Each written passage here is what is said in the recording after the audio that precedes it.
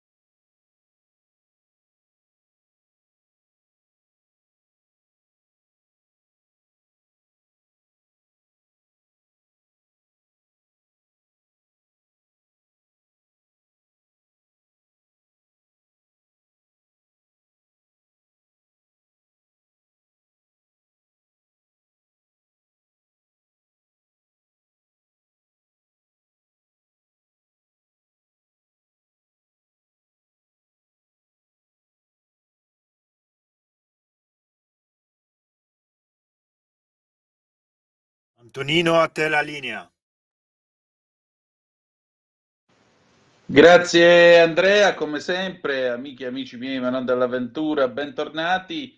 Le 18, 15 minuti e 5 secondi, sempre sulle magiche onde di Radio Libertà. Questo è sempre Chilometro Zoom e naturalmente io sono sempre Antonino Danna al microfono con voi. Allora, noi adesso abbiamo appena ascoltato un gran pezzo, On the Road Again, dei Barabbas 1981, e sì, siamo di nuovo per strada anche noi, andiamo a dare ancora un'occhiatina alle agenzie, andiamo a dare un'occhiatina soprattutto alle cose che succedono. Vabbè, oggi è stata chiusa, dice l'ANSA, l'inchiesta su Chiara Ferragni, l'accusa è di truffa aggravata e si va verso il processo. Mentre invece per quanto riguarda Fedez, il sindaco di Milano Beppe Sala dice: sulla revoca dell'Ambrogina a Fedez decida il Consiglio. Invece c'è un ramoscello di pace che Giorgia Meloni ha voluto lanciare nei confronti del professor Luciano Canfora, che è uno dei nomi che tutti quelli che hanno fatto il liceo classico negli ultimi 50 anni conosce quantomeno di fama, perché il professor Canfora è un filologo, nonché un grecista di vaglia, un uomo imbevuto di cultura classica, e in particolare però sapete che il buon professor Canfora aveva avuto la cortesia, si fa per dire, di dire nel corso di un incontro con alcuni studenti di liceo nell'aprile 2022, l'aveva definita neonazista nell'anima, una poveretta trattata come una mentecatta pericolosissima. Bene, si apprende dall'ANSA che la premier Giorgia Meloni ha rimesso quindi la querela nei confronti dello storico e filologo barese Luciano Canfora, di 82 anni, a giudizio a Bari per diffamazione aggravata. Meloni era parte civile, aveva chiesto un risarcimento di 20.000 euro. L'inizio del processo era fissato per il 7 di ottobre davanti al Tribunale di Bari.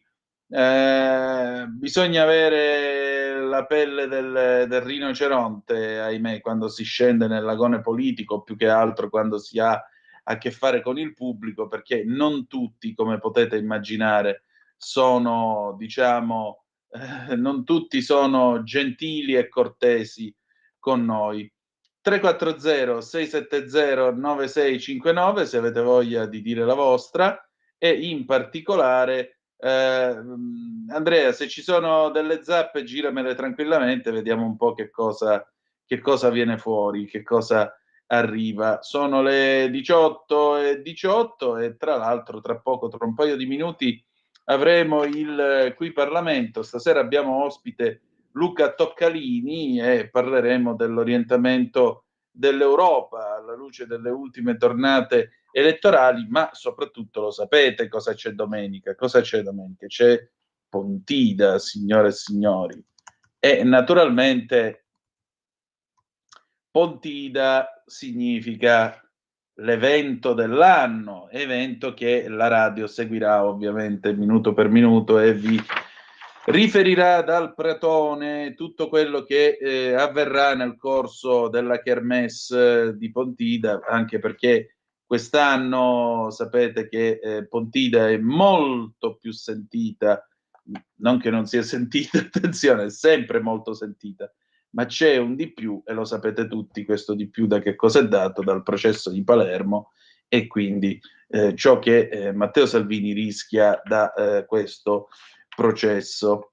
Allora, senti Andrea, se non ci sono news, io direi che potremmo cercare Toccalini e preparare il Qui Parlamento, così lo sentiamo in diretta e cerchiamo di capire un pochettino insieme a lui le sorprese appunto di Pontida, e poi naturalmente si parla anche di Europa. Quando siamo pronti vai pure con la sigla del Qui Parlamento. Perfetto. 02 9294 7222 se volete intervenire, abbiamo ancora un minuto, un paio di minuti al massimo di tempo, per cui se avete voglia di dire la vostra possiamo aprire i telefoni. Va bene, riprova tra un po', non ti preoccupare. Comunque 02 9294 7222 e possiamo già intervenire così. Vi ripeto, stasera si parla di vendemmia, si parla di attualità e insomma si cerca di seguire tutto il mondo dell'agricoltura. 9 euro un litro d'olio d'oliva extravergine, perché alla fine se arriva direttamente dal campo lo possiamo definire proprio così, cavolo, 9 euro. Avete ascoltato un paio di settimane fa il dottor Valenti dalla Sicilia che diceva almeno 12-13, per cui in Calabria sembrerebbe essere per il momento un po' più conveniente. È chiaro che è interessante, sarà interessante vedere anche sui banchi dei, come si dice, sui banchi dei supermercati, anche perché quando si arriva davanti al banco del supermercato non c'è soltanto l'extravergine d'oliva, ma sapete che si trovano tutti questi oli che vengono prodotti nell'Unione Europea, per non dire che sono oli provenienti dalla Grecia o dalla Spagna, oppure si possono trovare degli oli con origine extraeuropea, ad esempio che arrivano dal Marocco, oppure ancora andando un po' più giù si può arrivare fino all'olio di Sansa, che praticamente è più la chimica che il resto a presentarsi dentro la bottiglia. C'è a chi piace, a chi non piace, ci mancherebbe pure. Comunque un piccolo consiglio, se voi volete valutare la genuinità dell'olio, c'è un piccolo esperimento che potete fare tranquillamente. La tazzina di caffè ce l'avete presente? Sì, ci mettete, diciamo che la fate a metà, la riempite a metà di olio d'oliva, oppure 2-3 dita d'olio d'oliva dentro un bel bicchiere di vetro e lo mettete nel frigorifero, non nel freezer, nel frigorifero. L'indomani mattina lo lasciate riposare tutta la notte. L'indomani mattina, se voi vedete che al posto dell'olio bello liscio trovate una specie di pappa, di cosa comunque, come potremmo dire, di cosa solida, se si è solidificato, allora sì, quello è olio d'oliva vero, extravergine, ed è un olio che come tale è ampiamente genuino e non vi tradisce. Anni fa, all'inizio degli anni 70, venne un'ondata di contraffazioni invece di truffe sull'olio. Mio padre raccontava divertito che alcuni colleghi avevano comprato una decina di litri d'olio e per scrupolo qualcuno l'aveva portata al laboratorio a farla analizzare una volta rientrata a Milano.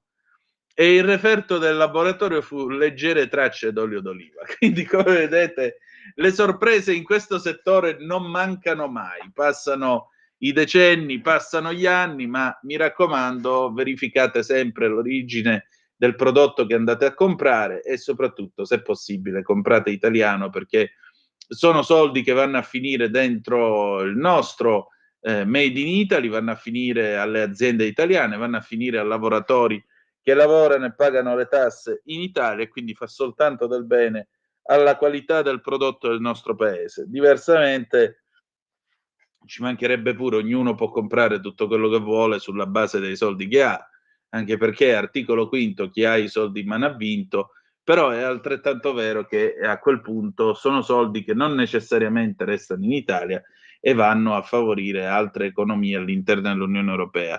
Siate un po' nazionalisti quando andate a comprare da mangiare, perché è tutta roba che resta in famiglia.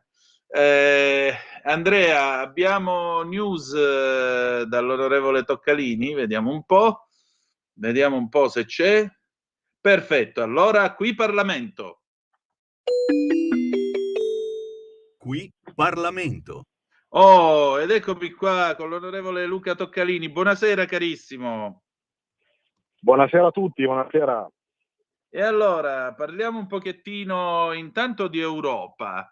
Questa Europa che però sembra essere andata in affanno, mi sembra, alla luce di queste ultime tornate elettorali, perché da un lato è evidente che c'è voglia di destra in Europa, dall'altro lato c'è Bruxelles che non mi sembra abbia le orecchie aperte su questo tema. No, sicuramente le elezioni europee hanno dimostrato perlomeno nei vari livelli nazionali un cambio di passo, perché anche le recenti elezioni, penso alle elezioni in Austria di settimana scorsa, sono andate esattamente nella direzione opposta rispetto a quella che oggi è l'ammucchiata che c'è all'interno della Commissione europea. E la cosa che mi preoccupa ancora di più è capire, ma lo vedremo poi nei fatti nei prossimi mesi, come possa una maggioranza che va dai verdi, quindi dagli estremisti ambientalisti di sinistra, fino a una parte di centrodestra a fare il bene, ecco, dei cittadini europei e di conseguenza anche dei cittadini italiani. Devo dire che questa cosa mi preoccupa molto, ma per fortuna abbiamo dei guerrieri eletti in Europa che cercheranno di fermare qualsiasi scempio che purtroppo la Commissione europea anche nella scorsa legislatura ci ha abituato a portare in aula. Una su tutte, credo che la questione del Green Deal, che abbia toccato le tasche di tutti i cittadini, ne sia la dimostrazione lampante. Questo sicuramente. Aggiungerei, c'è sempre questa paura dell'uomo nero. Per quale motivo qui, quando viene eletto qualcuno a destra, immediatamente si urla al fascismo, al pericolo del fascismo? Ma io non vedo gente che va in giro con la divisa nera il sabato e salta nel cerchio di fuoco. No, ma infatti è una cosa abbastanza surreale, perché ormai se non sei di sinistra automaticamente vieni identificato come fascista, ed è una roba che mi fa abbastanza ribrezzo, perché ripeto, essere non conformi al pensiero unico e avere la capacità di ribellarsi anche di fronte a certe scelte, per me significa democrazia. Non significa sicuramente essere fascisti, neonazisti, nazisti, ne ho viste di ogni anche su Pontida. Sembra questa volta non l'hanno chiamata l'internazionale nera, ma poco ci manca. Eppure ci sono persone che sono state democraticamente elette in Europa e negli Stati Uniti, quindi davvero trovo totalmente surreali queste critiche che ci vengono fatte a sinistra. Questo è poco ma sicuro. A proposito di Pontida, Pontida per i giovani e Pontida più in generale per la Lega. Io dicevo prima, Pontida è sempre un appuntamento molto sentito, ma quest'anno mi sa che è sentito, diciamo, un filino in più.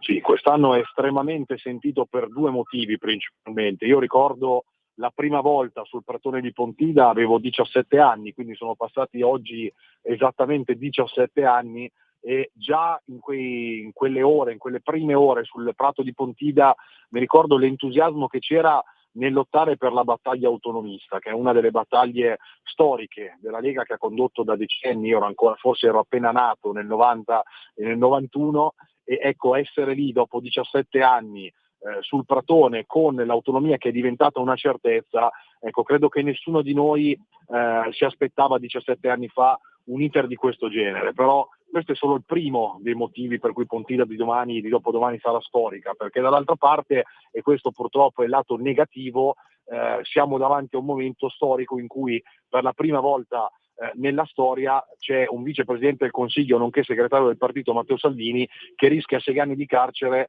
solo e esclusivamente per aver mantenuto una promessa elettorale da ministro degli interni, che era quella appunto di bloccare gli sbarchi. Ecco, io l'ho chiamata il sabato di domani un momento di ribellione, perché reputo doveroso che tutti i nostri militanti, sostenitori e cittadini vengano a Pontida in segno di ribellione contro un sistema che evidentemente, pur di poter fermare la Lega, si gioca tutte le carte, ahimè anche quella giudiziaria. E non è la prima volta, perché purtroppo ci siamo abituati, ne abbiamo parlato tante volte anche qui su Radio Libertà. Esatto. Che cosa vuol dire essere giovani della Lega oggi? Cosa vuole un Significa ragazzo che è un giovane della Lega? Cosa sogna? Ma guarda, partiamo da cosa non vuole. Non vuole sicuramente lo Ius Scholae, perché anche i tantissimi giovani che ho incontrato in questi mesi mi hanno parlato giustamente dei problemi che li affliggono. Penso al lavoro, penso ai problemi che riguardano la scuola, che stiamo risolvendo piano piano con il ministro Valditara, i problemi dell'università. Sicuramente non lo Ius Scholae o tutte questioni che non riguardano assolutamente in questo momento le priorità dei giovani. I giovani sono l'elettorato più complesso, perché non è un caso che i giovani sono purtroppo la fascia d'età che va meno a votare a qualsiasi consultazione elettorale, e noi quello che stiamo cercando di fare da qualche anno a questa parte è di coinvolgerli, anche i nostri ragazzi, all'interno delle decisioni che vengono prese in quei palazzi che tante volte sono lontani da loro.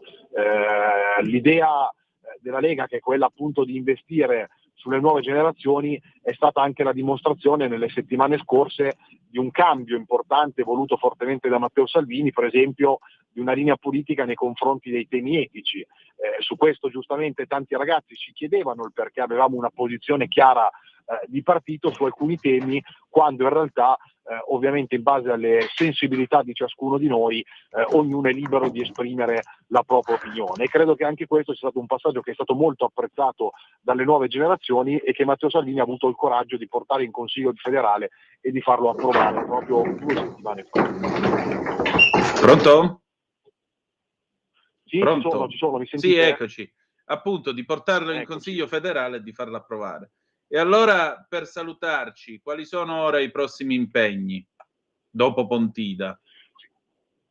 Dopo Pontida sicuramente ci sarà la manovra di bilancio che è prevista per metà ottobre, e lo sottolineo volentieri anche ai microfoni di Radio Libertà, a differenza di quanto abbiamo letto sui giornali di parole travisate, interpretate come sempre da qualche giornale nel modo più inopportuno, non ci sarà assolutamente alcuna tassa in più. Questo lo sottolineiamo con orgoglio. Siamo un governo di centrodestra, un governo liberale, e sicuramente il nostro obiettivo è abbassare le tasse, non sicuramente quello di aggiungerne di nuove. E poi ci sarà, dico purtroppo perché avremmo preferito e avrebbe preferito Matteo Salvini fare tutt'altro il 18 di ottobre, però ci sarà questa grande mobilitazione a Palermo proprio per dare un segnale forte a Matteo Salvini che non è solo, e quando Matteo Salvini gira le proprie spalle dietro a un esercito di militanti, di sostenitori, di cittadini, di parlamentari pronto a difenderlo e pronto ad essere con lui anche nei momenti difficili come quello personale che sta vivendo a causa di questo processo. E questo è importante. Allora, buon lavoro e al piacere di risentirci presto. Grazie a voi, buona serata. Di nuovo, sigla. Qui Parlamento. E adesso noi andiamo in pausa. Stai poi ascoltando Radio Libertà, la tua voce libera, senza filtri né censure, la tua radio.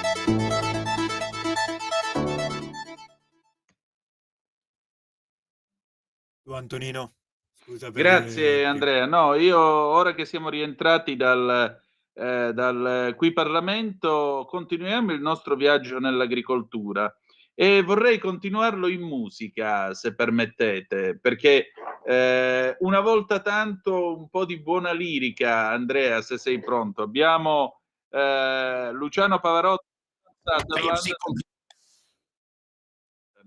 il Brindisi della Traviata. Vai!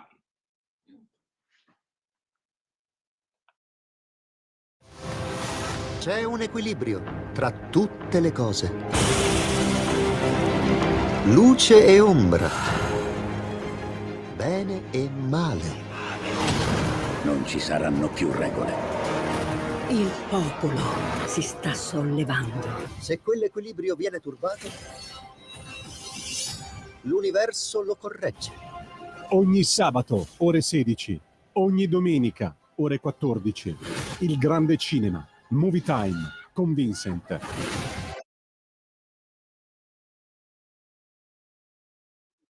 L'azione, l'avventura, Movie Time, la magia del cinema. Dentro l'ignoto.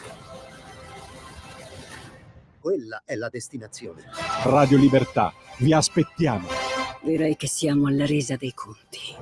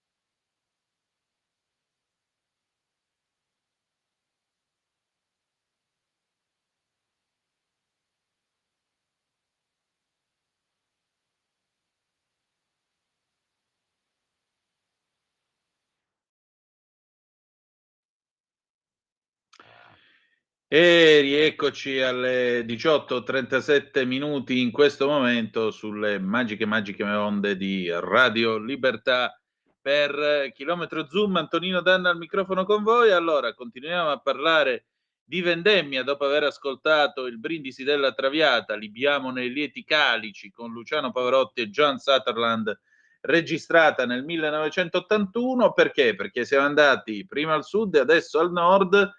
Andiamo nel Vicentino, andiamo a ritrovare un amico, Berardo Daschio, che è agronomo e fa parte dell'Agricola Daschio, dell'azienda di famiglia. Bene, andiamo a sentire un po' com'è andata la vendemmia e soprattutto che cos'è questa agricoltura rigenerativa di cui si parla quest'oggi in convegno dalle parti di Vicenza. E state un po' a sentire che cosa mi ha detto. Vai pure, Andrea.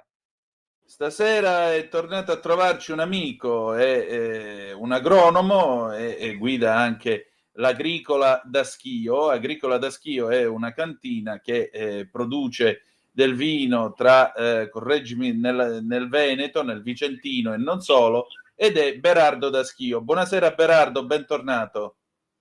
Grazie, buonasera a tutti. Allora Berardo, visto che parliamo di vendemmia, come sta andando la vendemmia in Veneto? È periodo di vendemmia, anzi come è andata nel caso, visto le temperature immani di quest'estate? È il periodo di vendemmia che ormai volge al termine, ci sono le ultime uve e poi si chiude l'annata. È stata un'annata molto bizzarra, perché a maggio tante piogge hanno spinto molto la vegetazione a essere rigogliosa e poi caldo dell'estate ha in qualche modo rallentato tutto, bloccato e quindi a livello, soprattutto nei vigneti non irrigati come i nostri, ma come anche quelli di tanti altri amici colleghi viticoltori, le piante hanno detto basta, noi ci fermiamo, non maturiamo più. E allora questa cosa qua ci ha dato l'opportunità di provare a vinificare in maniera un po' diversa. E allora i vini che verranno fuori da quest'annata saranno sicuramente diversi. E in particolare come saranno? Perché io ricordo Catone, il censore, che scriveva che quando c'è troppo caldo e troppo sole l'uva è percotta, cioè stracotta, e quindi il contenuto zuccherino è molto più alto. Che vino viene quest'anno? Meglio o peggio? Come viene quest'anno? Viene diverso. Noi per esempio il Cabernet Franc, che è un'uva rossa e che di solito si raccoglie a fine settembre, abbiamo pensato di raccoglierla prima e di fare un altro vino sperimentale, quindi meno carico, meno zuccherino, più leggero, più fresco e di maggior acidità. Ah, che meraviglia! Quindi diciamo così, il sole quest'anno ha aiutato a diversificare, a fare qualcosa di nuovo. Sì, è proprio l'approccio del viticoltore che nella bottiglia cerca di rappresentare anche quello che l'annata gli ha offerto, quindi non solo la varietà di uva, il terreno, il terroir, ma anche una specifica caratteristica data dal sole, dall'acqua e dal clima circostante. Certo. E più o meno come prezzi, come siamo messi quest'anno? Tu sai che la vendemmia la si fa quest'anno e poi ora che si riesca a imbottigliare e a vendere la bottiglia passeranno almeno 2 anni, 1, 2, 3 anni e quindi adesso è presto per tirare le somme. Certo. Ecco, ma in tutto questo, diciamo così, il mercato del vino, tu come lo vedi in questo periodo? È un tempo un po' complicato, ora, al di là delle valutazioni che possiamo fare sull'agricoltura, che possiamo fare sull'annata, cioè i consumatori lo vogliono ancora, il vino c'è sempre richiesta, è aumentata, è scesa, com'è? Io credo che il vino, per quello che vedo nella zona mia o nei canali miei di distribuzione e vendita, mi accorgo che ha un po' rallentato. Ma quello che viene richiesto è qualcosa di nuovo, di particolare, di diverso, di originale. E quindi quello è il percorso un po' che da viticoltori, soprattutto di piccola e media statura, dimensione, dovremmo riuscire a perseguire. Qualcosa, un prodotto di particolare, di originale, e che sia anche un manifesto di salvaguardia di un territorio, di cura e di attenzione al paesaggio che circonda poi le persone che assaggiano, degustano e provano il vino. Infatti, e in questo mi allaccio all'evento a cui partecipi quest'oggi alle ore 16, Corte degli Ulivi, Villa Paggiusco, a Bressanvido, in provincia di Vicenza, agricoltura rigenerativa e innovazioni agroforestali, tu verso un'alimentazione di qualità, organizzato dall'ODAF. Vedo che tu parlerai sul tema agricola da schio, da paesaggi belli a prodotti buoni. Ecco, che cos'è l'agricoltura rigenerativa? Questo evento è un evento ospitato nell'ambito del Festival dell'Agricoltura, che è un'occasione di condivisione di esperienze che già da diversi anni prende luogo a Bressanvido, in provincia di Vicenza, in questo periodo. E la possibilità data dall'organizzazione dell'Ordine dei dottori agronomi forestali è di parlare di agricoltura rigenerativa, e cioè di un'agricoltura che, grazie alle tecniche moderne, ma alle conoscenze che derivano probabilmente da dei saperi anche antichi, di sinergie tra piante, di consociazioni, di rotazioni, permette di rigenerare il suolo e l'ambiente e il paesaggio nel quale viene praticata questa agricoltura. Quindi l'azione dei contadini, degli agricoltori, che si ripete sugli stessi appezzamenti di terreno nel corso degli anni con diversi interventi, può avere un impatto molto molto positivo se viene ragionato, pensato in un'ottica di diversità, di biodiversità, di relazione tra elementi diversi all'interno dello stesso paesaggio, aumento della complessità, di una complessità multifunzionale, cioè che risponde a diverse esigenze, diversi obiettivi, che non siano solamente la produzione di una singola varietà di uva o di grano, ma un paesaggio molto diversificato. Certo, diciamo che anche, visto che è il periodo e visto quello che è successo ancora una volta in Emilia-Romagna, possiamo parlare anche di attività che serve come presidio e difesa da rischio idrogeologico, perché un terreno curato è un terreno che necessariamente è più stabile rispetto all'incolto abbandonato a se stesso. In parte sì, ti do ragione, purtroppo la cura, intesa come anche lavorazioni molto intensive sui terreni soggetti appunto a piogge intense, alluvioni, così rischiano in realtà di aumentare i problemi legati all'erosione, quindi all'intasamento dei canali, dei fossi.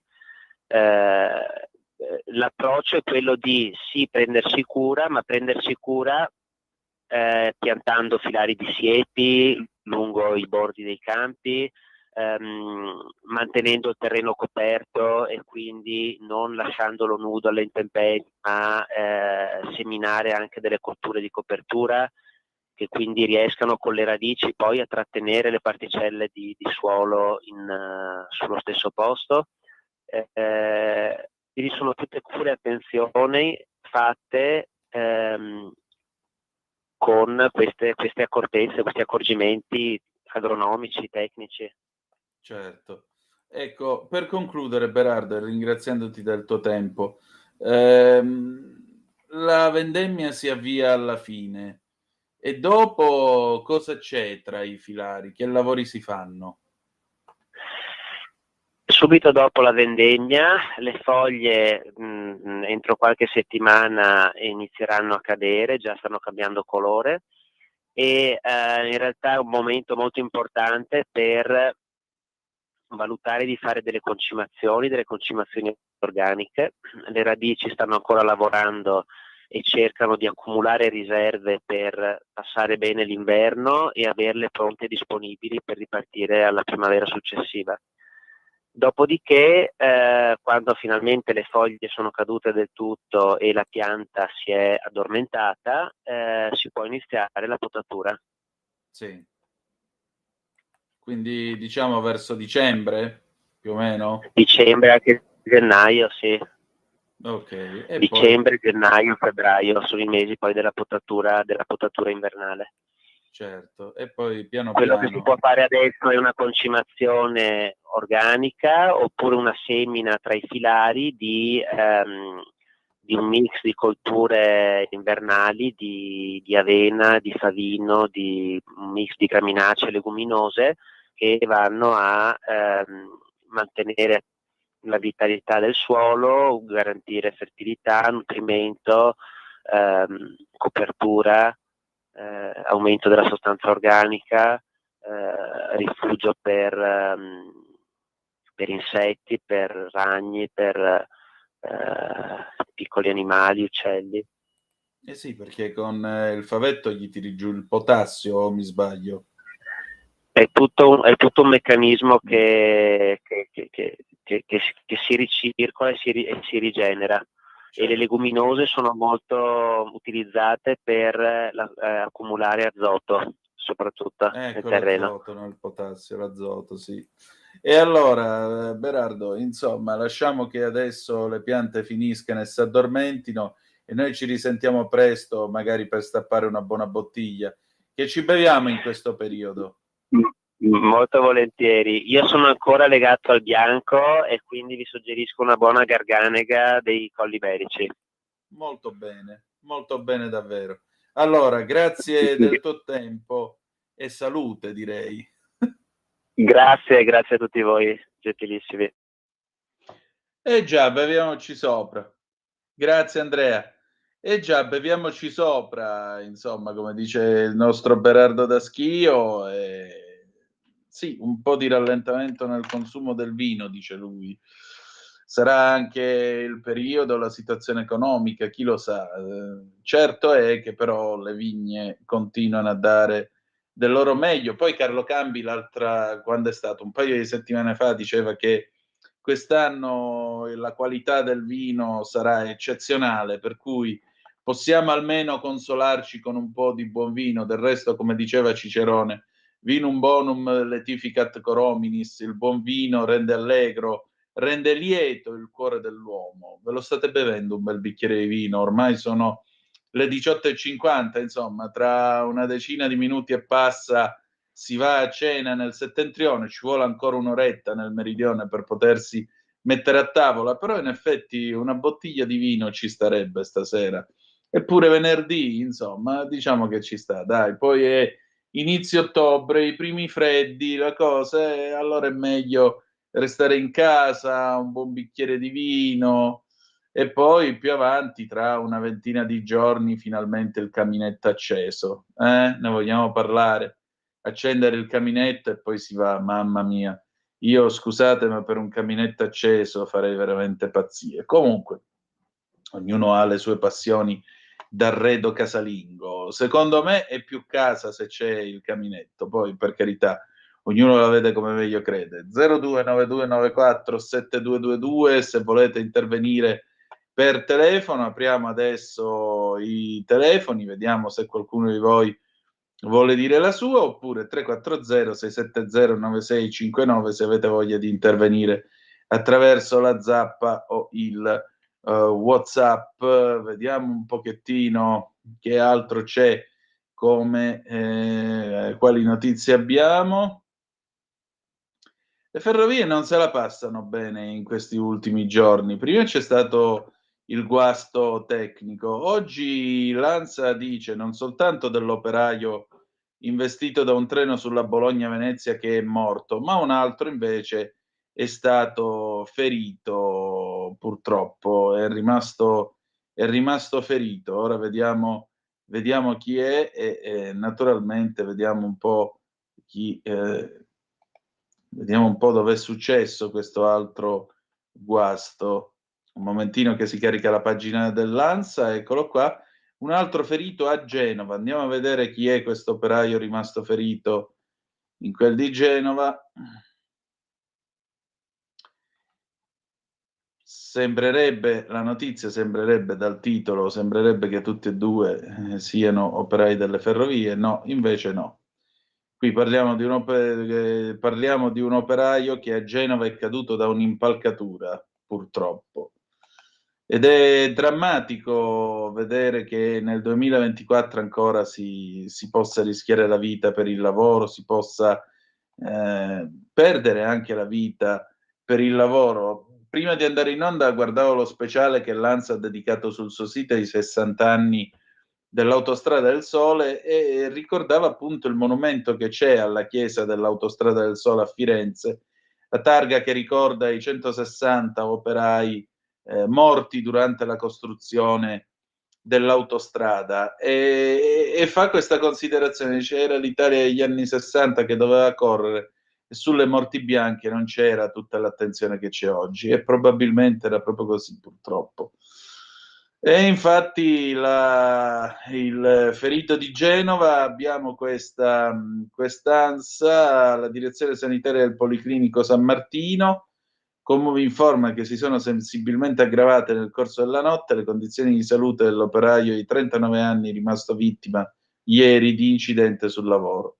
L'uomo era caduto da un'impalcatura facendo un volo di circa 10 metri. Il paziente si trova attualmente ricoverato presso la rianimazione del monoblocco. Siamo tutti con lui e ovviamente speriamo per il meglio, che è la cosa più importante. Diamo anche un'occhiatina all'ADN Kronos, poi ci avviciniamo lentamente alla pausa delle 19, quando ascolteremo questa canzone di Fausto Leali, e cioè Angeli Negri del 1968, e poi avremo con noi ancora una volta Ale Musella. Stasera si parla di maleducazione nelle gallerie e questo è qualcosa da mettere in conto. Vediamo un attimo questa notizia invece che arriva dall'ADN Kronos. No, questa è di stamattina. No. L'ADN Kronos apre invece con la storia del caso Hasib, il poliziotto accusato di tortura. La mia vita è sconvolta, nelle foto la verità. Le immagini consegnate all'ADN Kronos da Andrea Pellegrini raccontano scatto per scatto i 9 minuti degli agenti nell'abitazione di Primavalle. Mostrano Merovic tranquillo e senza segni. Chi è che sta parlando e di che cosa sta parlando? Ai microfoni dell'ADN Kronos parla Andrea Pellegrini, il poliziotto all'epoca dei fatti in servizio al distretto 14° di Primavalle, accusato di tortura nei confronti di Hasib Omerovic, il 41enne bosniaco precipitato dalla finestra dell'abitazione di via Gerolamo Leandro a Roma il 25 luglio del 22 durante un'attività di servizio. Il prossimo 25 ottobre, insieme ai colleghi Alessandro Sicuranza e Maria Rosa Natale, dovrà comparire in udienza preliminare anche con l'accusa di falso. Dice Pellegrini all'ADN Kronos: sono più di 2 anni che la mia vita è stata stravolta da accuse false e infondate. Io vivo in un incubo, mia figlia a 9 anni mi chiede spiegazioni perché mi sente piangere in bagno. Ora basta, voglio reagire e dimostrare la mia innocenza in aula. E allora racconta Pellegrini: quel giorno ero di turno la mattina. Il mio dirigente mi ha chiesto di identificare un nomade che stava creando preoccupazione tra i residenti, un personaggio noto nel quartiere perché andava in giro per i secchioni della spazzatura e molestava le persone. Non avendo ottenuto informazioni precise su di lui, insieme al collega Fabrizio Ferrari, siamo riusciti a risalire all'appartamento dove viveva e con Alessandro Sicuranza e Maria Rosa Natale, arrivati in ausilio, siamo entrati.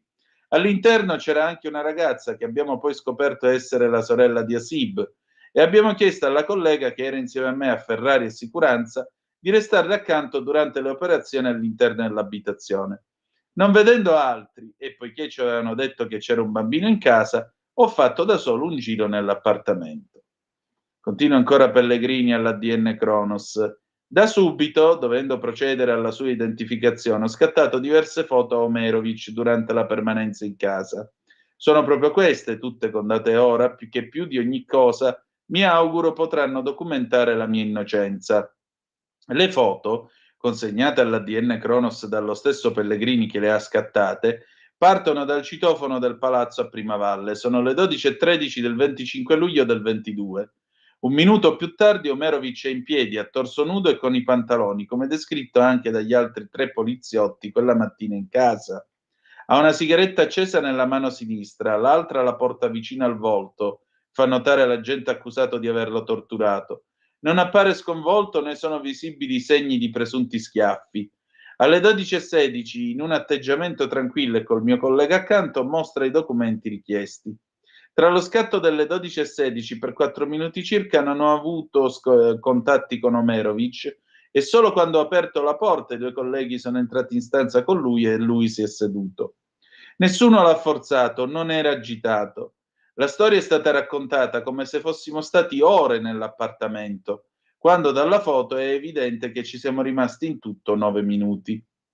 E ancora, alle 12:21 il mio telefono lo immortala seduto nella sedia della stanza che ho aperto con una spallata, semplicemente perché era chiusa e ricordo che ci avevano segnalato la presenza di un bambino.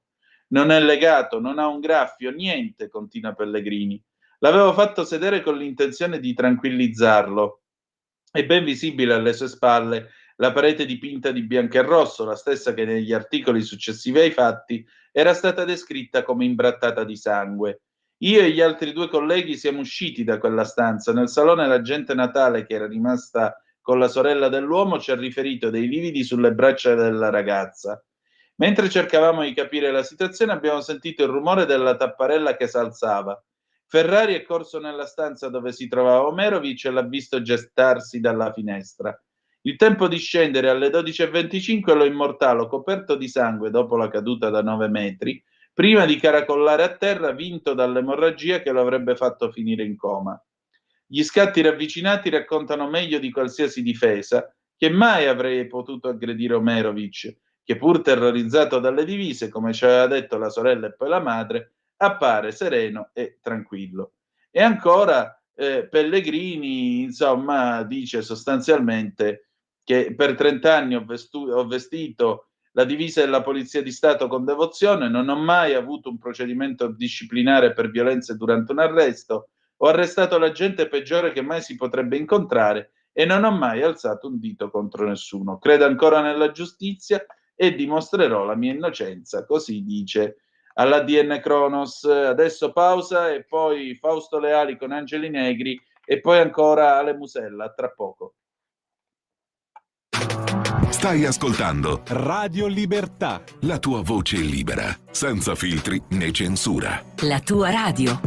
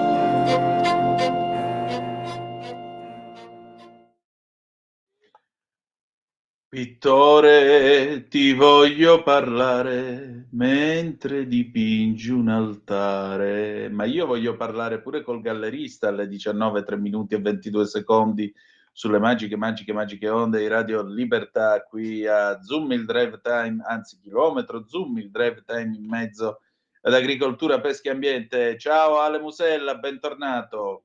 Grazie mille, buonasera a tutti. E allora noi ci comportiamo, credo, in maniera abbastanza urbana, ma stasera parliamo di maleducazione, non dei sottoscritti, perché senza fare mancamento ai presenti siamo tutti gente abbastanza civile, costumata ed educata, ma diciamo che a te sono capitati degli episodi da mettersi le mani nei capelli, o sbaglio?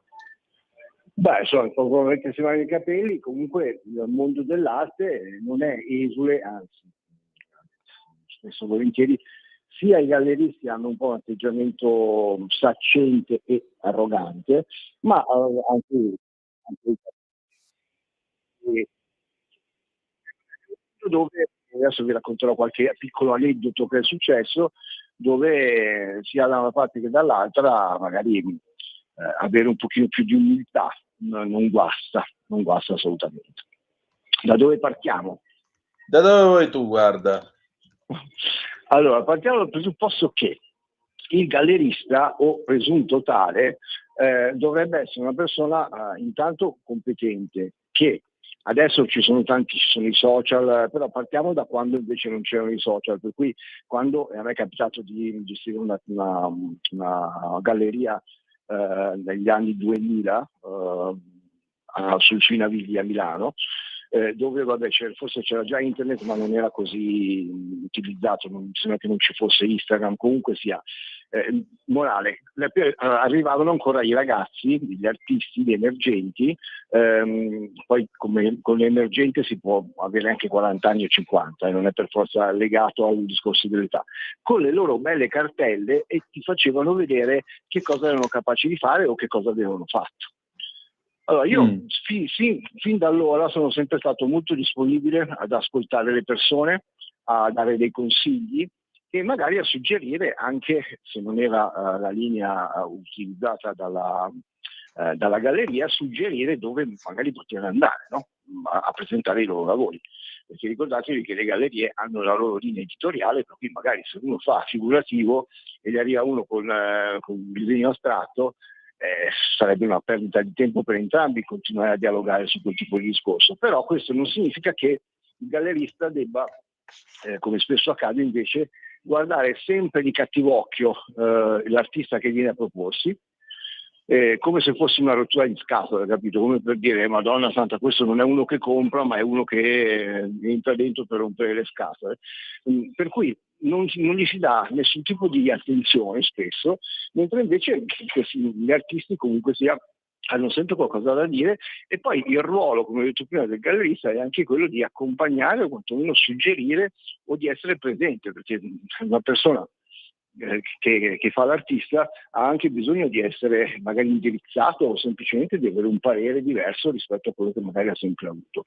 Questo invece non capita. Poi se parliamo degli artisti, dei galleristi invece che promettono a destra e a sinistra determinate cose, magari prendono dei soldi, e poi quando devono restituirli o devono restituire le opere o devono comunque dare dei resoconti agli artisti, neanche lo fanno e in maniera arrogante gli dicono: ma cosa vuoi da me? Magari ti faccio un esempio, tornano delle opere che sono rovinate. Nel momento in cui l'opera è rovinata, o al di là dell'assicurazione o quant'altro, il gallerista dovrebbe essere il primo a intanto spedirle in una certa maniera, ma laddove ci sia qualche problema per cui sia arrivata male o sia stata imballata male o si sia rovinata durante una mostra, perché può capitare anche quello, non è che puoi dire non me ne frega niente, sono affari tuoi, perché tu comunque, un artista ti dà in mano una sua opera e per cui tu la devi trattare bene, che sia Basquiat o che sia il tuo vicino di casa. È proprio una questione deontologica. Mentre invece molti galleristi, poi una volta che hanno preso i soldi e hanno fatto finta di fare le mostre, o comunque le hanno fatte con scarsi risultati, poi se ne lavano tranquillamente le mani. E anzi, quando gli artisti chiedono il resoconto neanche gli fanno vedere le foto, o in alcuni casi mi è capitato di assistere ad artisti che hanno pagato soldi per essere esposti e neanche sono stati esposti, e il gallerista in questione basicamente diciamo che li ha fregati senza neanche magari fare una fotografia e senza mai dare nessun tipo di giustificazione sul fatto che nulla fosse stato fatto nei loro confronti.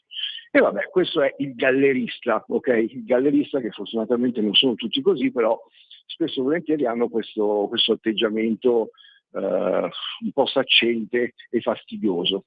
Lo vedo io, che essendo anch'io un gallerista, quando vado a vedere le altre gallerie non è che mi presento come tale o come giornalista o come editore, entro come se fossi un potenziale cliente.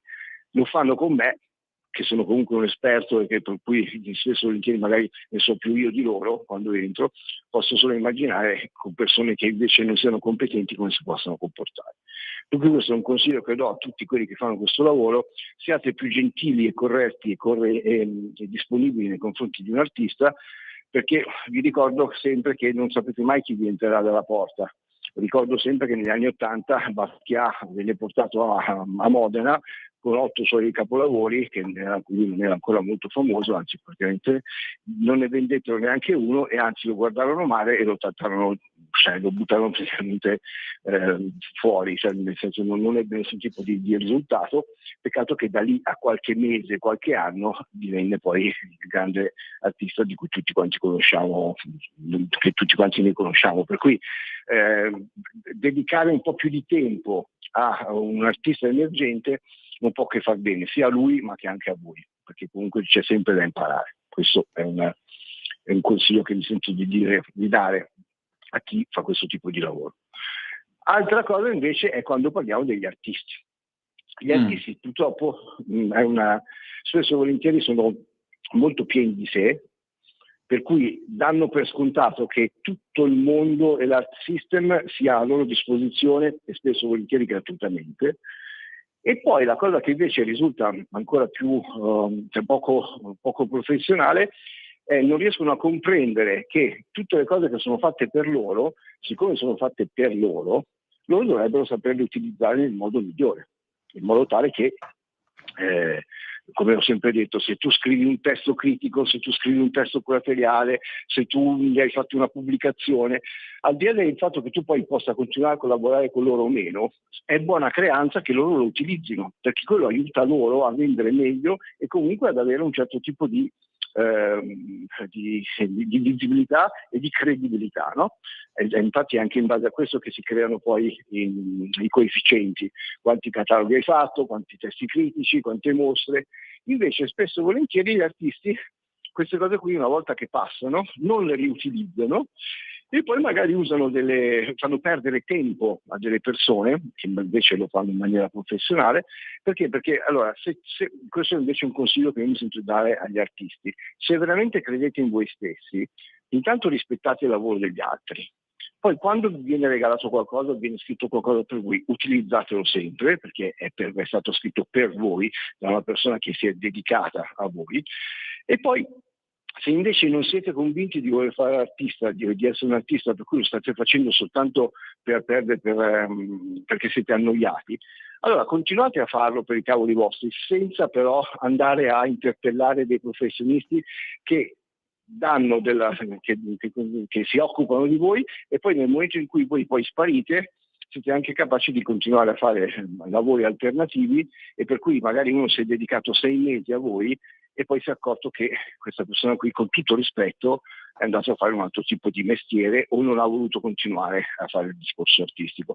Siete liberissimi di farlo, però io trovo arrogante il fatto che il lavoro che è stato dedicato a voi da professionisti del settore non venga minimamente considerato, e tra l'altro vi sentiate anche in diritto di criticare o di non utilizzare o in alcuni casi anche addirittura parlare mai di chi si è occupato di loro gratuitamente. Per cui spesso e volentieri, forse nel momento in cui credete in qualche cosa, e questa è un po' la regola fondamentale, magari se uno ve lo fa gratis non gli date nessun tipo di peso. Nel momento in cui vi chiede qualche soldo, forse vi rendete conto se avete voglia di farlo o no, perché nel momento in cui è tutto gratuito, cosa ci avete da perdere?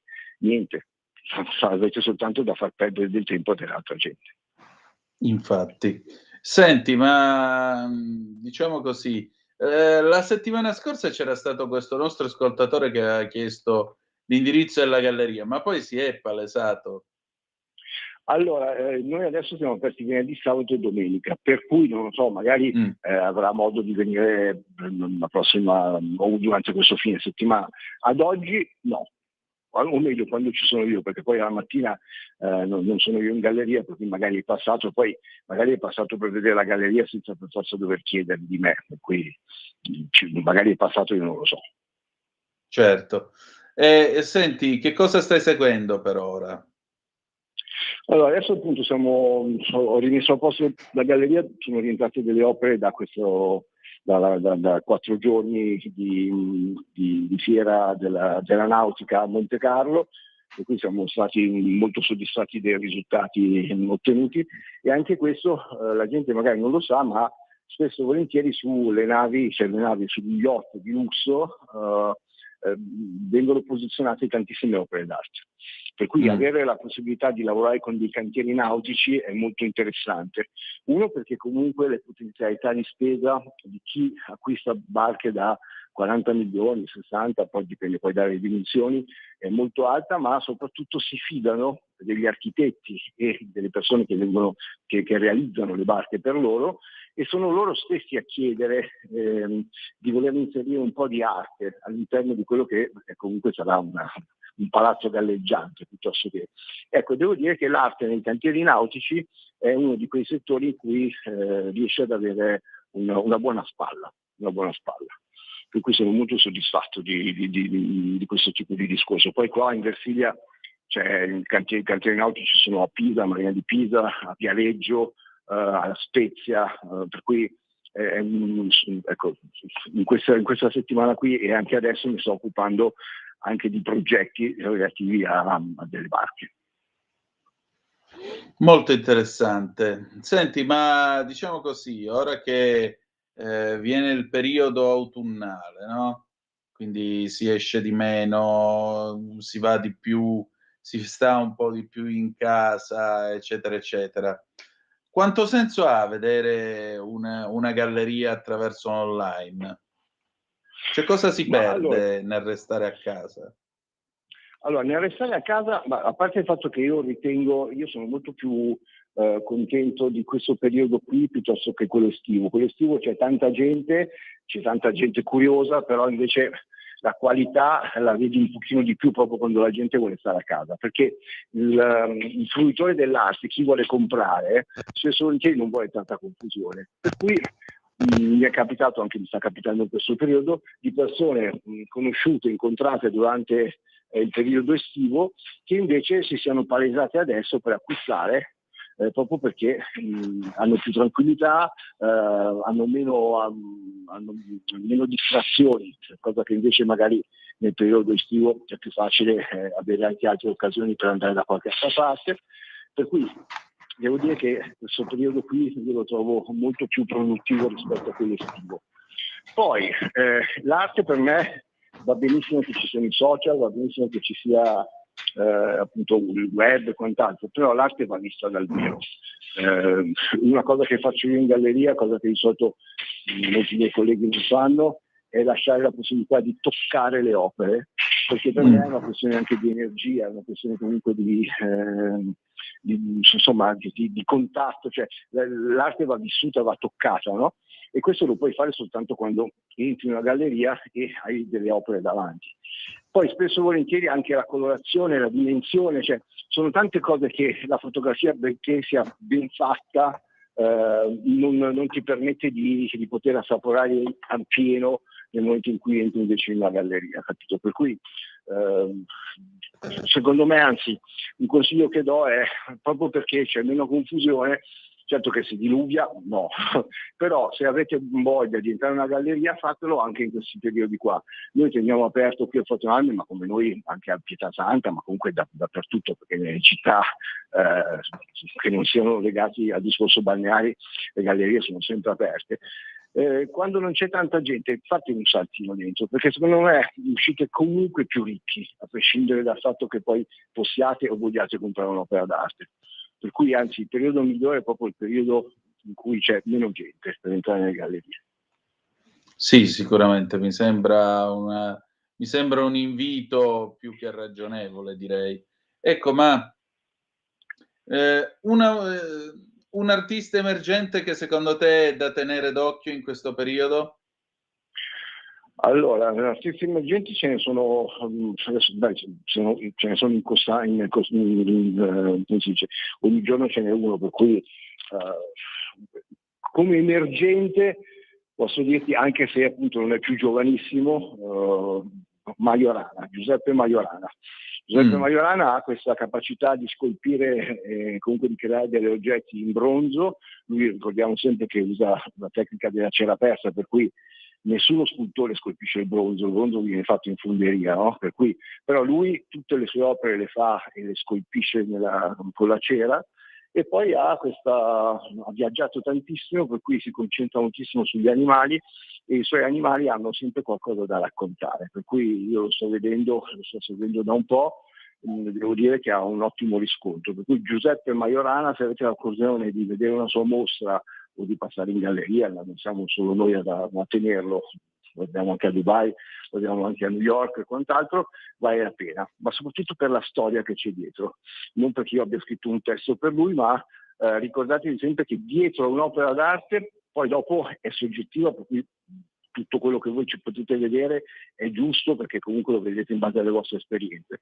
Però alcune volte raccontare o seguire la storia dell'artista vi aiuta meglio a capire il perché un oggetto sia diventato un'opera d'arte. Esatto, è una cosa che condivido ampiamente. Allora, senti Ale, io ti ringrazio come sempre per la tua presenza. Ci ritroviamo venerdì prossimo allora. Ok, perfetto. Un abbraccio a tutti quanti allora. Eccellente, grazie a te, un saluto. Allora, grazie al nostro, come sempre, preciso e puntuale Ale Musella. È sempre bello parlare di cultura, parlare di arte a quest'ora del venerdì, perché è una delle cose che vi vogliamo suggerire, insomma, un po' di rotocalco. E poi, diciamoci la verità, ingentilisce non poco, non come l'Ayatollah Khamenei che ha parlato al popolo tenendo in mano il fucile, ma vi rendete conto in che tempi e in che mondo viviamo? Allora, abbiamo un messaggio, una zappa che è arrivata al 340 670 9659, che però non c'entra con gli argomenti che abbiamo seguito nel corso di questa puntata, ma non importa, noi rispondiamo volentieri, anche perché domani, anzi, ci prepara la strada alla puntata di domani del Garage dell'Alfista, che andrà in onda alle 9:35 dopo Liberamente, e ci saremo io e Alex Cereda, parleremo dell'Alfa 6, e mi scrive Simone: ciao, mi sapresti dire quali sono le Alfa Romeo che vengono fatte in Italia e in quali regioni? In estate sono stato al museo di Arese, che spettacolo, ciao, e sempre viva Radio Libertà. Simone. Allora, le regioni italiane sono due, una è il Lazio e l'altra la Campania, perché come tu sai o come saprai, lo stabilimento di Arese purtroppo non esiste più. È stato smantellato, raso al suolo, al suo posto sorge oggi un grosso centro commerciale, se non sbaglio è il più grande che ci sia in Europa.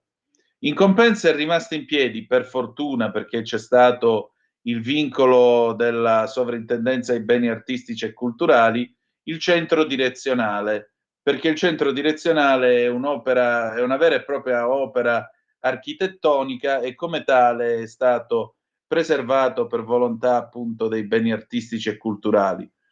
E sarà ovviamente messo a disposizione del pubblico, tornerà a essere fruibile in futuro. È interessante il quinto piano, perché al quinto piano c'è questa sala dal sapore quasi futuristico, nel quale c'è un lungo tavolo, e attorno a questo lungo tavolo tu pensa che si sono decise le sorti dell'Alfa Romeo, e si sono deliberate le vetture che poi l'Alfa Romeo ha prodotto negli anni tra il 63 e l'86, quando poi la società è stata venduta, come sapete, dall'IRI al gruppo Fiat.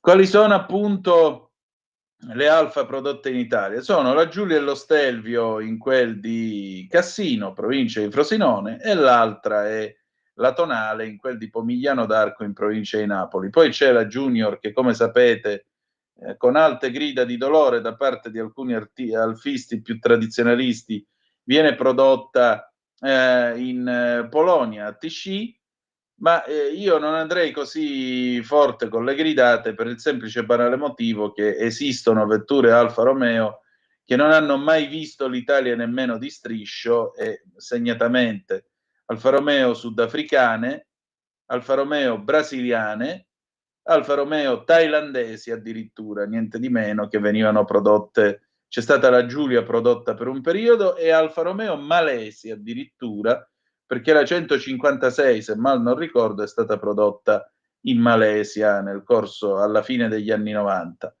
Quindi, come vedete, sì, d'accordo, è chiaro che l'Alfa Romeo resta un simbolo dell'Italia. Venne fatto un sondaggio alla fine degli anni 80 e in Australia, su 5.000 intervistati, tutti quanti come prima cosa che associavano all'Italia era il marchio dell'Alfa Romeo. Quindi, voglio dire, per un marchio che ha avuto 5.000 e più vittorie nel corso della storia, quanto mai piacevole la cosa. Andiamo a dare ora, spero di aver risposto alla tua domanda, Simone. Comunque hai fatto bene a visitare il museo, anzi, se potete andate, specialmente quando ci sono le manifestazioni, pure sul pistino del museo di Arese, perché è veramente emozionante.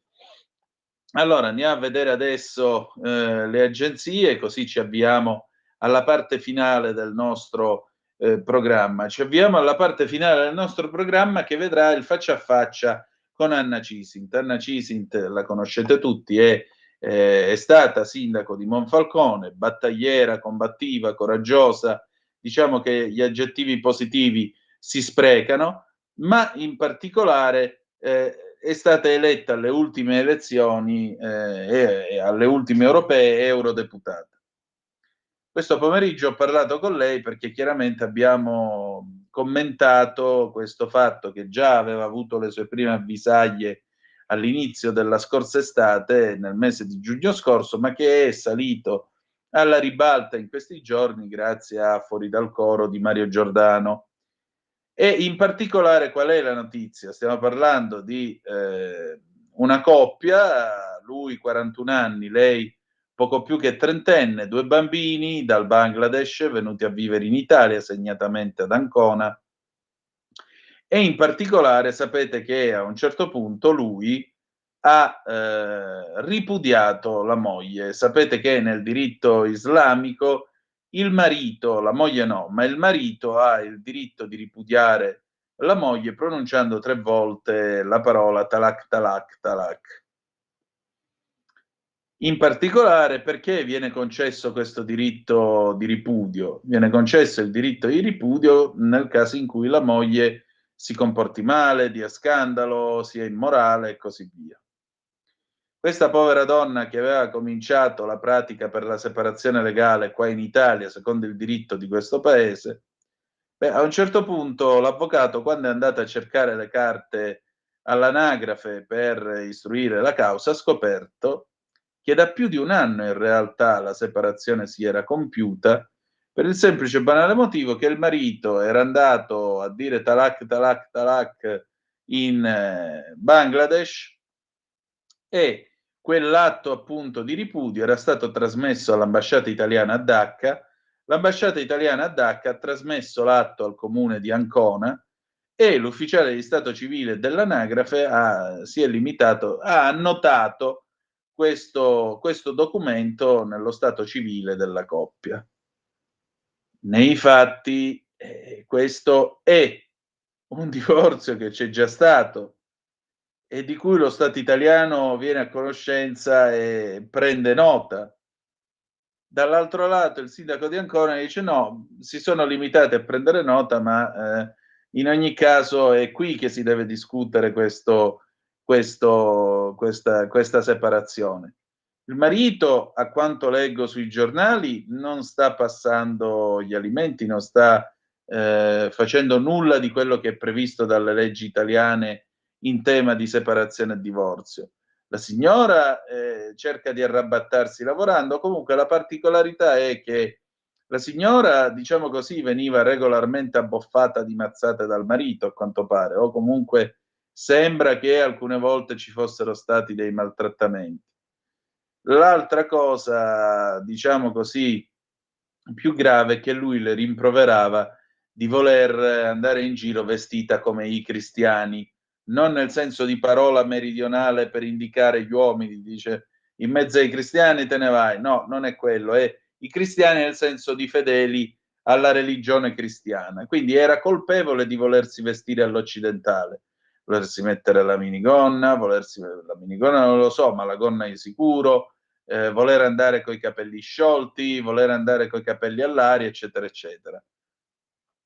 Fuori dal coro, lo sapete, ha intervistato alcuni cittadini del Bangladesh che vivono in quel di Ancona e questi signori hanno spiegato che la moglie deve stare in casa, quando esce deve camminare un passo indietro rispetto al marito, occhi bassi, velata e non deve guardare gli altri uomini. E con questo, signore e signori, noi ce ne andiamo in pausa e torniamo con un pezzo di Adriano Celentano e Claudia Mori, la coppia più bella del mondo, appunto, 1968, a tra poco. Per interagire con Radio Libertà, inviaci un messaggio di testo, audio, video al nuovo numero dedicato a te 340 6709 659 340 6709 659. Rimani connesso con Radio Libertà, la tua radio.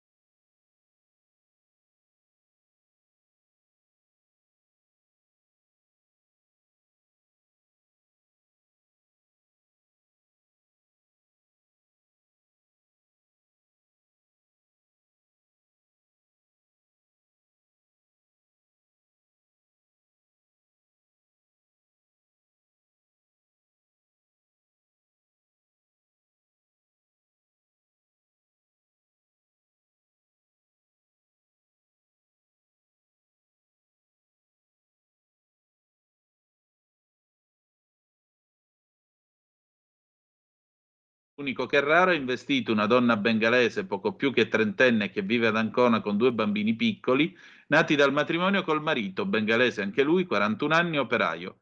La coppia si è sposata in Bangladesh nel 2008, nozze combinate dalle rispettive famiglie, poi lei lo ha raggiunta ad Ancona dove il marito già lavorava e hanno vissuto insieme nel capoluogo dorico per molti anni. Non sarebbe stata un'unione fatta d'amore e rispetto, lui l'avrebbe maltrattata e picchiata più volte al punto che lei lo ha denunciato ed è stata messa in un percorso di protezione e allontanata dall'uomo. Io di questo ne ho parlato con l'eurodeputata oggi Anna Cisit, già sindachessa di Monfalcone. State a sentire che cosa ci siamo detti. Al termine ci salutiamo con la sigla finale e poi Claudio Baglioni, Fratello Sole e Sorella Luna del 1972, perché oggi è appunto San Francesco. Appuntamento domani alle 9.35 col Garage dell'Alfisto, se volete, lunedì alle 18.05 trattabili sulle magiche onde di Radio Libertà. Grazie per essere stati con noi e ricordate che the best is yet to come, il meglio deve ancora venire. Vi ha parlato Antonino Danna. Buonasera. Io questa sera ritrovo con molto piacere Anna Cisint, che come sapete è stata coraggiosa e battagliera sindachessa di Monfalcone e oggi è eurodeputata all'Europarlamento. Intanto buonasera e bentornata tra di noi. Buonasera e grazie. Ecco, io volevo chiacchierare un momentino con lei su questo fatto che già aveva avuto un primo spazio a giugno sulla stampa locale, ma che adesso è diventato, diciamo così, di pubblico dominio, e questo grazie a Fuori dal Coro. Cioè, qui la situazione è che ad Ancona una donna che ha superato la trentina da poco è stata ripudiata dal marito. La donna è una bengalese che peraltro vive, è del Bangladesh, non è del Bengala. Esatto. Ecco, lei ha imparato l'italiano, si è integrata, ha fatto 2 figli con questo marito. Il marito però l'anno scorso l'ha ripudiata, talak, talak, talak, con questa frase riconosciuta al diritto islamico. Dopodiché ad Ancona, attraverso l'ambasciata italiana a Dacca, è arrivato quest'atto che certificava il ripudio e l'impiegato dell'anagrafe ha annotato questo ripudio, per cui possiamo dire che per la prima volta in Italia abbiamo un vero e proprio caso di Sharia che viene omologato all'interno dell'ordinamento italiano. Ora, il sindaco di Ancona, che è un avvocato, dice il funzionario ha fatto semplicemente il suo mestiere, il vero problema è che in questo paese non c'è una normativa seria e non c'è il coraggio di occuparsi del diritto islamico che permette la poligamia, che permette il ripudio da parte dell'uomo, e non c'è insomma un approccio serio a questi casi. Ora lo chiedo a lei sulla base della sua esperienza, che si fa? Ma allora intanto è da ringraziare Mario Giordano e Fuori dal Coro, che non è la prima volta che fanno emergere situazioni al limite dell'accettabilità. Queste sono oltre l'accettabile. E la seconda questione, come ha detto lei, io a giugno avevo proprio con Fuori dal Coro avuto spazio per raccontare situazioni che non possono più essere tollerate nel nostro paese e riguardavano, ma riguardano tuttora, la registrazione prima all'anagrafe e poi, quando diventi cittadino italiano, allo stato civile, dei contratti di matrimonio stipulati ad esempio nel Bangladesh, che anch'essi prevedono delle forme, delle attività, prevedono delle cose che non sono assolutamente compatibili con il nostro sistema giuridico, con il nostro ordinamento giuridico. Ad esempio, quei contratti che vengono registrati, c'è da chiedersi come mai sono interessati queste famiglie bengalesi, nel caso che conosco io, sono interessate alla registrazione, ma lo diremo dopo. La registrazione avviene con alcune forme che sono ad esempio quelle della poligamia previste all'interno dei contratti, la vendita della donna con la dote. È previsto ad esempio che la donna possa divorziare solamente se il marito lo consente in determinate fattispecie, quindi con una violazione del nostro ordinamento giuridico evidente. E per me dovrebbero essere considerati atti nulli.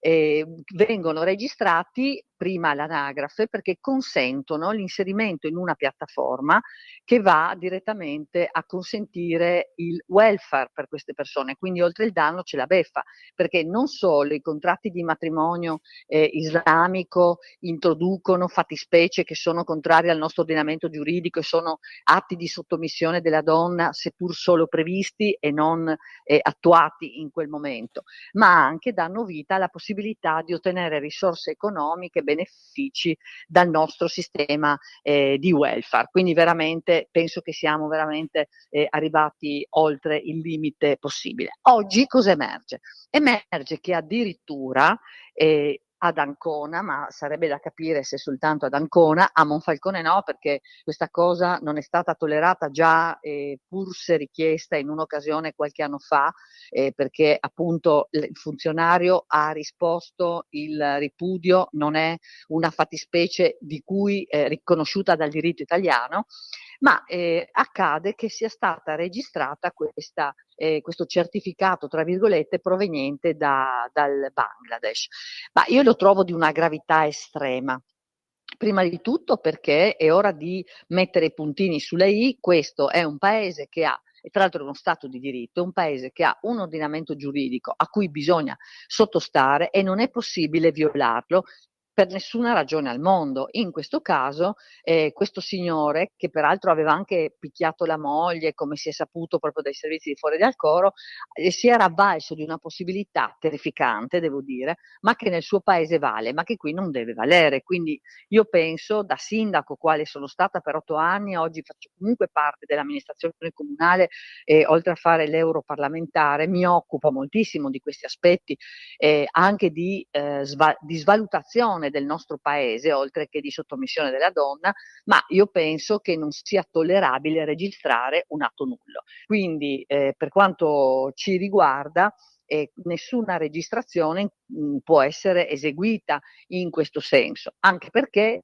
viola un principio di parità dei diritti, nel senso che la donna in questo caso adesso con il suo avvocato ha impugnato perché ovviamente si è trovata in una situazione sconosciuta, non sapeva nemmeno che ci fosse stata questa registrazione del ripudio. Ma noi dobbiamo soprattutto dire basta a un paese, cioè l'Italia, che sta accettando figure che non possono essere più accettate. Cioè noi stiamo ogni giorno di più facendo passi indietro come questi, accettando una sostituzione di un modello che è inaccettabile per noi, proprio perché non è neanche assolutamente in linea col nostro ordinamento giuridico, se non con la nostra cultura, con la nostra tradizione, col nostro modo di essere, con tutto quello che siamo stati e che vogliamo essere. Quindi non c'è soltanto l'aspetto giuridico, che già condanno assolutamente, ma c'è anche l'aspetto della dignità di un popolo. Non possiamo accettare in nessun modo e per nessuna ragione che ci siano registrazioni di figure giuridiche che sono contrarie al nostro ordinamento, che sono evidentemente di disparità tra l'uomo e la donna e che generano la permanenza della Sharia in Italia. Questo lo trovo molto grave e inaccettabile. Mi scusi, io non ho sentito però forti voci di stampo femminista levarsi in merito a questa vicenda. E lei? Ma guardi, le femministe oggi si dimostrano esattamente, non esistono le femministe, soprattutto le femministe di sinistra, che sono pronte ad accusare il governo attuale per quanto riguarda l'aspetto, ad esempio, dell'aborto che nessuno ha voluto toccare, e sono pronte a scendere in piazza per situazioni che appunto hanno a che vedere con l'inesistenza rispetto ai temi che loro vogliono far emergere. Quando si tratta di affrontare temi gravi come questi, come quelli delle bambine, spose, minorenni, che io continuo a evidenziare perché conosco le situazioni che affronto ogni giorno sul mio territorio, quando si tratta di dire guardate che la donna è sottomessa se è costretta in vari modi si può costringere qualcuno a coprire interamente il suo volto, è costretta a rimanere in casa, a non lavorare, ad andare al mare a 40 gradi con i cappotti, coprendosi il volto e coprendosi i piedi e le mani con i guanti, eccetera. Beh, allora in quel momento il diritto è quello di fare quello che si vuole, dicono le femministe, che questa è una scelta. Questa ovviamente, queste situazioni sono la dimostrazione di dove ci vuol portare l'Islam, cioè a un modello di sottomissione della donna molto grave, che purtroppo la sinistra non prende in mano perché crede che domani mattina potrà avere dei voti, solo per quello lo fanno, potrà avere dei voti da questa fetta di popolazione, che è la ragione per cui vogliono ampliare il diritto alla cittadinanza, gravemente già oggi apertissima, e mi chiedo perché non si pretendano le applicazioni dei doveri oltre che dei diritti. Ma la sinistra è questa oggi, purtroppo, la sinistra è quella dei diritti, semplicemente con la speranza che qualcuno vada al voto scrivendo sinistra, PD, scrivendo diciamo quella parte politica che ritiene che soltanto così potrà tornare al governo, non sapendo invece che se dovesse succedere che sempre una fetta più importante di popolazione islamica potrà votare, ci saranno ben altre realtà, come dimostrato oggi da un'infinità di realtà vicine e meno vicine. Beh, mi pare che la Francia sia alquanto eloquente in materia, e non a caso dalla Francia arriva il romanzo Sottomissione di Michel Houellebecq. Pazienza se lui l'ha ripudiato quel romanzo, visto che parliamo di ripudio, però mi dispiace per lui, ma un romanzo, una volta che ci metti il tuo nome e cognome sopra, sempre tuo figlio e non lo puoi rinnegare. Ma detto questo, ecco, vorrei ricordare a chi ci sta ascoltando che il divorzio, o meglio il ripudio, è ammesso nel diritto islamico per comportamento immorale della coniuge. Pensate, il comportamento immorale della coniuge, che tra parentesi, come ha ricordato l'onorevole Cisint, acchiappava anche delle discrete mazzate dal marito, lo diciamo in termini molto crudi ma chiari, ecco, il comportamento immorale secondo lui era perché lei voleva andare in giro vestita come i cristiani, cioè Sì, come sì. quelli di religione cristiana, cioè come una donna in Italia si voleva mettere la minigonna, la gonna si voleva vestire come le donne si vestono in Voleva Occidente, è rimanere con i capelli inconcepibile. liberi, esatto, voleva rimanere con i capelli liberi, voleva studiare, voleva poter parlare. Pensi che oggi in Afghanistan, Sì, ad agosto, hanno approvato una norma che dice che le donne non possono parlare in pubblico, non possono è vero. cantare in pubblico. E in Iran hanno approvato una norma che dice che se tu sei fuori senza aver coperto ogni millimetro della parte del tuo corpo, arriva la polizia morale e solo Dio sa quello che ti succede. Il problema è che quello che sta succedendo lì è la diciamo, possibilità non remota che si confermi anche nelle nostre realtà.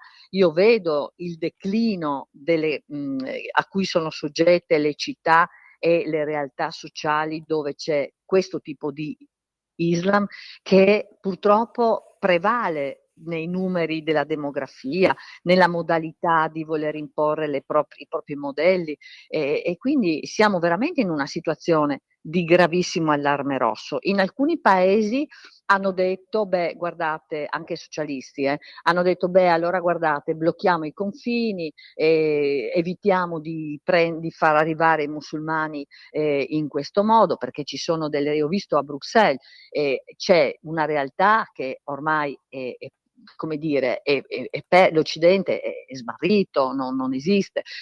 No? Ecco, e quindi bisogna che ormai, che siamo al limite come temporalità e casistiche, si provveda immediatamente a fare delle azioni forti, ma dobbiamo essere i primi, dobbiamo essere noi italiani.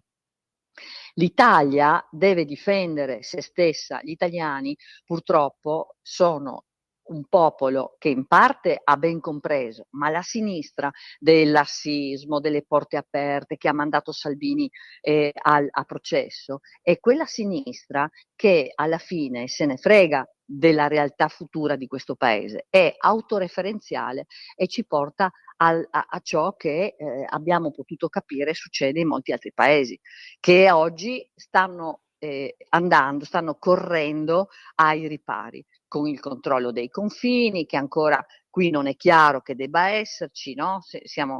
Questo governo siamo noi che continuamente come Lega stiamo spingendo per dire guardate che vanno protetti. Del resto, come dicevo, abbiamo il ministro Salvini che rischia 6 anni di carcere per aver tutelato un paese, cioè il nostro paese, la difesa dei nostri confini. Ecco, siamo veramente arrivati a un punto di non ritorno. Indubbiamente, e proprio per questo, a maggior ragione, uno dice: "Va bene, tuteliamo i confini", e puntualmente si sente dire: "Ah, fascista e razzista". Insomma, qui mi Sì. pare che l'unico modo per essere dal lato giusto della storia, e ahimè questo riguarda anche l'attuale pontefice, ma questa è una riflessione che faccio io a margine, è tenere le porte aperte a tutte e a tutti senza nulla chiedere in cambio. Ma sa, oggi la Chiesa, una parte della Chiesa, perché poi io ho contatti con sacerdoti che mi invitano a non mollare e mi ringraziano e io ringrazio loro per quello che riescono a fare, nei loro territori, però una parte della Chiesa, pare abbia abdicato a ciò che ognuno di noi ritiene invece molto importante. Io non li sento parlare di cristianità, non li sento parlare di Gesù, a volte è imbarazzante e anche fuorviante riuscire a capire quale sia la strada maestra da questo punto di vista, no? E quindi questo è un aspetto che effettivamente ci preoccupa molto. Dopodiché le dirò che io sono sotto scorta perché non pratico il pensiero unico, perché dico che le cose come io penso che quelle che vedo, quelle che vivo, quelle che studio, che approfondisco, però oggi se tu dici alcune cose che sono reali, che capitano a tutti, basta accorgersi di quello che sta succedendo a Mestre, a Bologna. Ero a Bologna l'altro giorno a presentare il mio libro Ora basta e un'infinità di cittadini erano disperati e preoccupati di quello che sta succedendo a Bologna, che non è diverso da quello che succede a Milano, da quello che succede a Firenze, da quello che succede a Mestre. Aiuto il più che posso i cittadini del comitato, ad esempio, di Via Piave a Mestre, e di giorno tu non puoi girare, i cittadini si difendono dalla terrazza con gli altoparlanti cacciando via gli spacciatori e le prostitute sotto casa in pieno giorno. Di sera non esiste che ti avventuri fuori di casa in pieno centro perché rischi la vita. Allora, è questa l'Italia che vogliamo per accogliere tutti e rischiare, come stiamo rischiando, le nostre città, il futuro dei nostri figli, anche la vita stessa di un paese, no? Di quanti paesi quanti popoli sono scomparsi e parliamo al passato, no? Di popolazioni. Oggi noi siamo in una situazione molto grave, quindi o corriamo ai ripari e questo governo lo sta facendo. Ci sentiamo dire che siamo fascisti perché facciamo dei decreti che mirano certamente alle riqualificazioni delle città, ma mirano anche giustamente a determinare modalità e comportamenti a tutela delle persone oneste. Chi delinque dovrebbe immediatamente andarsene, dovremmo immediatamente considerarlo un delinquente, cioè chi delinque è un delinquente. No? Ecco, quindi ci sono delle situazioni incredibili. Io penso che noi come governo siamo sulla strada giusta e se ci dicono che siamo fascisti, se ci minacciano di morte, siamo dalla parte giusta della storia però. Questo poco ma sicuro. Senta, il 7 di ottobre, visto che siamo in tema, passerà un anno dall'attacco di Hamas contro Israele, che è un attacco anche contro l'Occidente. Invece domani vanno in piazza i Pro Pal, malgrado sia una manifestazione non autorizzata, a protestare a favore della Palestina e quindi a favore di Hamas. Ma perché c'è una parte di Occidente, e con questo io la lascio con questa purtroppo temo drammatica domanda, Per quale motivo c'è una parte di Occidente che non vede l'ora di offrire il collo a chi li sgozzerà? Sì, esattamente, proprio come ha detto lei, che non è una Scusi la figura crudità, retorica. scusi l'essere No, crudo, no, ma guardi, lei ha dato così un'immagine non retorica, ma assolutamente realistica. Israele è l'ultimo baluardo dell'Occidente e quello che è successo il 7 ottobre è una cosa veramente gravissima, questo attacco terroristico che è stato portato da Hamas è la dimostrazione di quello che sta nelle corde di troppi. Oggi è chiaro che dopo un anno l'obiettivo che tutti abbiamo e che tutti vogliamo è quello della pace ed è ovvio che si spera che si arrivi a una, diciamo, diplomazia che lo consenta, ma diciamoci la verità, al tavolo non può starci Hamas, a nessun tavolo di diplomazia può starci un terrorista, a nessun tavolo di diplomazia ci può stare quello che ha preso e tagliato le teste dei bambini e con quelle teste ha giocato a calcio. A nessun tavolo ci può stare quell'Islam terroristico, quella parte del mondo che ha queste intenzioni nel suo futuro. E questo oggi è una realtà sempre più grave, rappresentata dall'Iran, che è ricco, che ha armi molto importanti, e da tutto ciò che abbiamo visto sta succedendo e che viene però sottovalutato. Io sono molto colpita da quello che succede nelle università, ad esempio, da ciò che anche contrariamente a ciò che le autorizzazioni consentono, si vuol fare nelle piazze, dando valore alle azioni terroristiche, perché quello che stanno facendo non è la tutela della popolazione di Gaza, non è la tutela della popolazione palestinese, è la tutela di un sistema terroristico che quello che ha fatto potrà ancora fare. continuiamo a stare... Ed è incomprensibile che l'Occidente non si renda conto del grave baratro che ha la parte che si comporta e che fa e che vive queste situazioni, non si renda conto del baratro che ha davanti. Allora noi continuiamo a stare dal lato giusto della storia, anche se ci tirano ogni tanto qualche pomodoro marcio metaforico, diciamo così. Meglio stare da questo lato, direi. Senza ombra di dubbio, nella vita prima o dopo bisogna anche decidere da che parte stare. Qualche volta mi dicono: ma chi te lo fa fare? Perché io sono ormai da 10 mesi sotto scorta, non è sempre facilissimo. Ma oltre a ringraziare la Polizia di Stato, le forze dell'ordine per quello che fanno, e davvero sono fondamentali e sono bravissimi, perché tante cose il cittadino non le vede, non le sa, ma c'è un grande amore verso il nostro paese da parte loro e verso ognuno di noi, e quindi io li apprezzo davvero tanto.